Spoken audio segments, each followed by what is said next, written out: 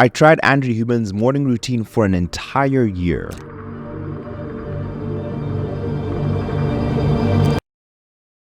It's been 1 year, and Andrew, if you're watching this video by any chance, I want to say thank you. Let me take you back to 11 months ago, to a video that was the first step for me in the right direction. They say that true hell is when the person that you are meets the person you could have been.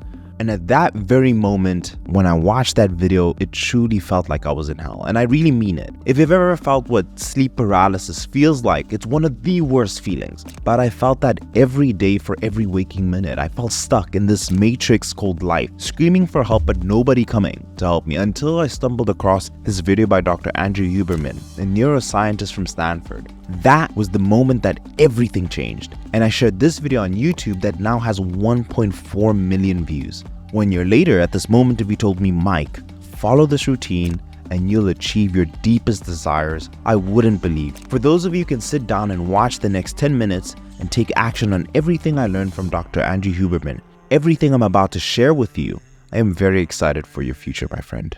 Let's kick it off. Step 1. Wake up. Round about what time? I'm waking up these days around 6 a.m., 6:30 a.m. Step 1. Waking up at 6:30 a.m. It's the first piece of advice, and if you've been watching my content for a while, you know I'm a massive proponent for waking up at 5 a.m. In reality, the exact time you wake up doesn't really matter, as long as it's early in the morning. Waking up early means you're already ahead of everyone else. The most valuable asset you have is your time and attention. Simply doing this gives you silence and attention that you need to think and to execute your most important tasks in the day. That 4 a.m. to 8 a.m. are the golden hours. This is a game changer because the rest of the world is asleep. There are no distractions, no text messages, and no reasons for you to be on social media. This time allowed me to be hyper-focused, no distractions, just pure work. I would recommend that you do what's most important to you at this time. If it's studying, starting your business, whatever it is, and whatever is important to you that will get you one step closer to your dreams, this is the time you execute. And this is how I managed to wake up early. The trick is, you do it the night before, and let me explain. Write down a list of the tasks or the thoughts you have before bed, and write your goals or tasks for the next day.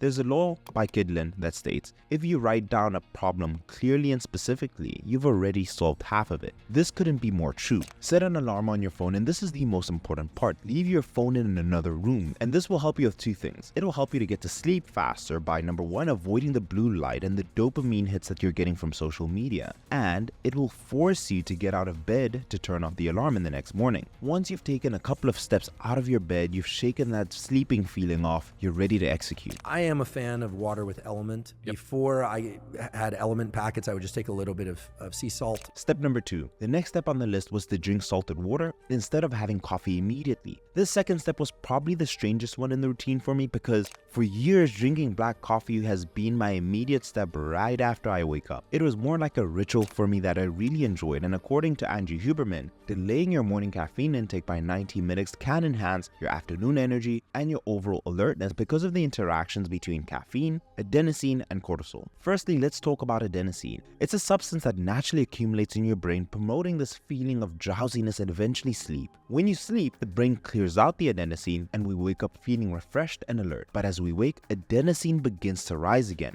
When we drink coffee, it can block adenosine because caffeine competes with adenosine for the receptors, preventing it from doing its sleepy job, and thus we feel more awake and alert. However, once the caffeine in your system wears off, the lingering adenosine will return in force, making you feel tired once more. But if we can delay the caffeine by 90 to 120 minutes, the adenosine will naturally drop and the coffee effect will be more effective. The second point is cortisol, the stress hormone. It plays a crucial role in managing your daily rhythms of alertness and sleepiness. When we wake up, cortisol naturally spikes, signaling our body that it's time to wake up and to kickstart the day. This natural wake-up call from cortisol does a pretty good job from promoting this alertness without the need of any external stimulation. Consuming caffeine during this cortisol spike can diminish the effect of both cortisol and caffeine, making your morning coffee less effective in boosting your energy levels. And if you wait until your cortisol naturally goes down, the coffee will be more effective. And I'll be honest here, I really gave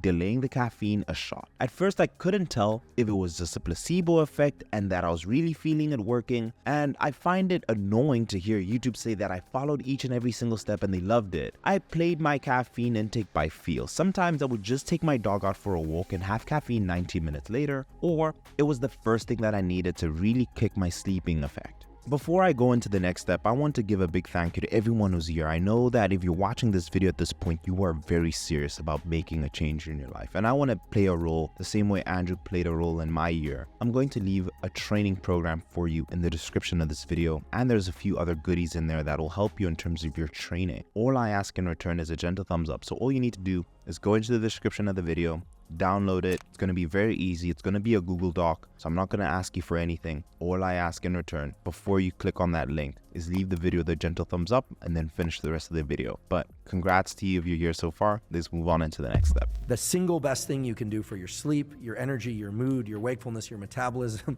is to get natural light in your eyes early in the day. Step number 3, go for a 15-minute walk and get some sunlight. Dr. Andrew Huberman spoke about the vital link between the early morning sunlight and our mental and physical vitality. Honestly, this was probably one of the best things that I could have done. Vitamin D is extremely powerful. I've lived in cold Mother Russia for 8 years, and I've lived in sunny Cape Town, South Africa for 3 years, and I'm 2 different versions of myself in each city. Really, the quality studies on humans that have looked at this say try and get as much natural light as you can in the morning hours, whenever it is that is for you, especially the first 3 hours after waking. The sun exposure in the morning is great to literally have energy flow into your body and make you feel good, energetic, and motivated. Waking up early in the morning is something that I've been preaching for years, and I'll never stop doing it. My best ideas come from a walk. The increased flow of oxygen and fresh air into the brain was the right mix that I needed to keep me inspired and also to truly execute all my tasks in the day. Not only that, it's amazing for fat loss. Simply put, walking is low intensity, so it will mainly tap into your fat stores as a fuel for your energy compared to running that needs quick and fast energy like glycogen and your carbohydrate source. You also get this meditative effect that you get from walking that is also great for your mental health. Over the past years, depending on the day, I would either meditate first thing in the morning and then work, or the other way around. This personally to me was the second biggest help after waking up very early in the morning.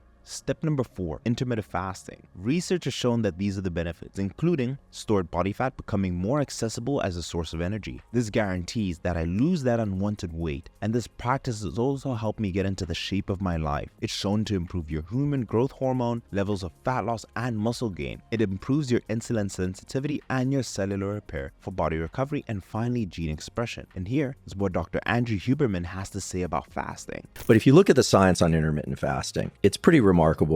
Anyway, Sachin has published papers, peer-reviewed papers in very good journals like Cell and elsewhere, showing that limiting the consumption of calories to 8, 4, 6, or 8, or even 10 hours of every 24-hour cycle, and keeping that more or less correlated with the light, with when the sun is out, leads to less liver disease, improved metabolic markers, less body fat. Step number 5, in combination with the fasting, I personally love training fasted. I've never been a fan of feeling full and pushing weight. A lot of people always ask me, Mike, how don't you feel weak? Well, the caffeine is my energy source throughout my workout, and what I love about working out fast is that it's actually extending my fast. Over the last year, I've been prepping for a men's physique show, and in a nutshell, the fasting puts me in a caloric deficit to burn more body fat, and each and every single training session is a fight to maintain and keep my muscle mass, and these are the results. Not only was following this routine getting me to mental peak performance, but physical as well. I've been training for 10 years now as a natural athlete, and I can truly say this, I would have never been able to achieve a fraction of my success if it wasn't for the gym. It's always been my therapist and my mentor. It's something that no one can buy. It's earned. But also when they put themselves into this deliberate cold, and I'll talk about how cold in a moment, that then they achieve much bigger increases in core resting metabolism, improvements in blood lipid and insulin management profiles. And there's some other positive effects like improved mental resilience. So a lot of positive effects. Step 6, cold showers. This may give coffee a run for its money as an energy booster. I haven't seen something so effective at waking someone up and feeling refreshed and energized for the day. This was by far the hardest step to stay consistent with. This was the biggest hurdle I would have to overcome each and every single morning, but it had the biggest payoff. My advice is just do it. Go in there and soak up all the benefits. Cold showers have these regenerative properties. Your muscles will relax and repair after a tough workout. So it is very good for recovery. It can also boost your blood circulation and improve your immunity. Every time I took a shower, I'd feel this rush of energy, a level of alertness, and there's also this dopamine hit you get from achieving something that you're afraid to do, and doing this every day is incredible for you. The next step is 90 minutes of focused work. In that 90 minutes, I'll typically try and read a research article start to finish, or I'll work on a document that I might be doing a grant or research paper or planning a podcast or researching a podcast.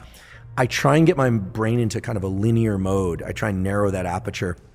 Because if I don't, the distraction that's created by social media and interactions with others can kind of wick out into the rest of the day. I would utilize this tactic as well as something that's called a Pomodoro method. Now, something that is very difficult and something that we're struggling with more and more is focus and not being distracted. So Andrew Huberman recommends no phone, no internet, no Wi-Fi, and just getting tasks completed. Now, this may not apply to everyone because maybe your work requires the internet if you're a coder or if you need to be responding to emails, but I highly recommend staying away from social medias and having a specific task that you set. Another tool that I've seen Hormozy and other individuals utilize is just a timer that times work that you want to do, and you find this to be extremely effective. So what I like doing is Pomodoro sessions, and I would do focused work and take 5-minute breaks, and I'll do a number of sessions for this. So this is something that I highly recommend. But doing your most difficult tasks in the morning, the tasks that will generate you the most amount of money, or that will allow you to be the most successful at whatever work that you want to do. So example, me writing these videos or coming up with these videos, or even responding to clients, all the work that I feel that is extremely important to move my career forward is done in the morning. So I highly recommend phones off, try and avoid the internet and especially social media to get all the work done. Finally, the last piece of advice Andrew Huberman leaves is breaking your fast with an oatmeal. Now, I want to say this, all of us are very different in terms of the way we follow a routine.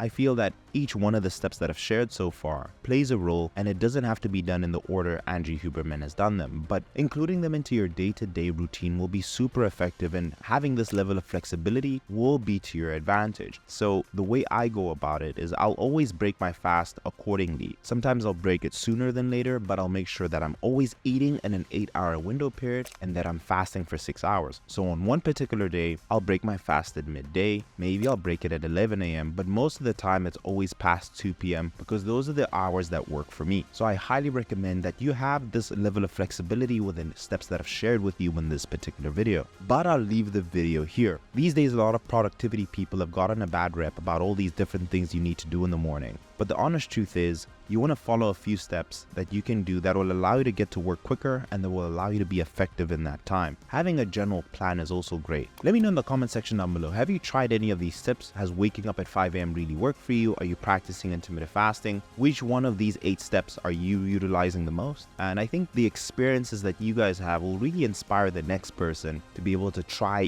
one or even all of these particular steps. But I'll leave it here. If you did enjoy the video, leave it with a gentle thumbs up, and I will see you in the next one. Cheers.